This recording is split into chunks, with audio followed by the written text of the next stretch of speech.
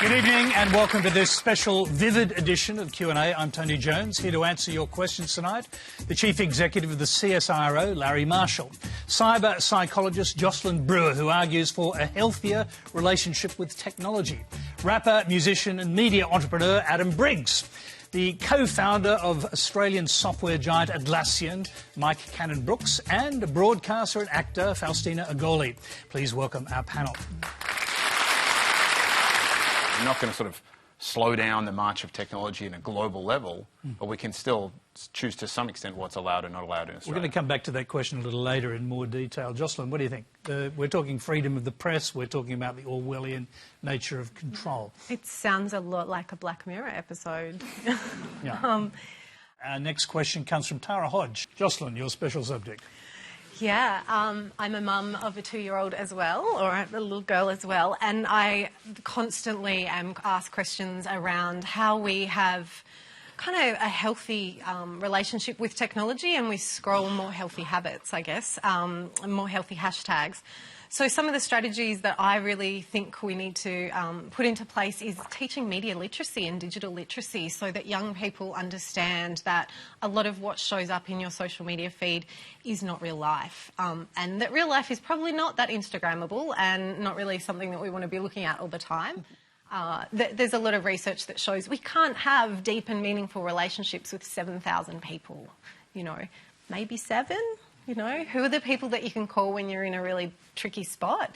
They're the kinds of relationships we want to be fostering, and recognising that our friends online are really just people who are kind of creeping out on us sometimes, not in the most healthy way. Faustina, what do you think? I wholeheartedly agree with you, Jocelyn.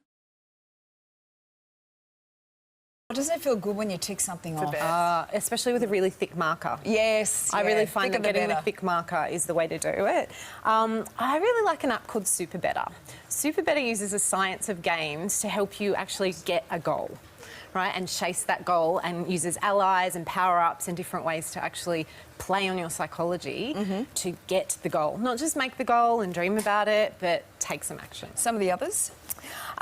Freedom and moment apps. These are the ones which will kick you out of your social media sites and help you manage your digital distractions. Wow. That's a because good thing. some of the biggest distraction, or the biggest procrastinating tool is access to the internet. I'll just go and see what's happening on Instagram that moment. I'm about to go and book something, but oh look, I've got all these notifications. Just quickly, what's Chore Wars? Chore Wars is really fun. Chore Wars is where you set your household up as a team and you win points for doing all the crappy jobs, and the points are then associated with some sort of reward.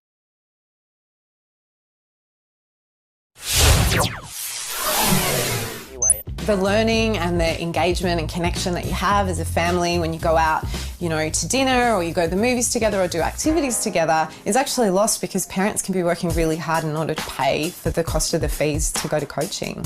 Unable to convince his parents that he doesn't need coaching, Shorju has now organised a petition calling for an inquiry into the industry in New South Wales. Thinking about excessive coaching, we could compare that to excessive gaming. Lots of something at the detriment to our whole well-being isn't very useful. And some research actually says that socialising and having a connection to a community is just as important for mental health and well-being as something like nutrition. That focusing on marks alone leaves students ill-equipped for life after high school. For kids, they've really just memorised essay after essay and they have very prescriptive responses.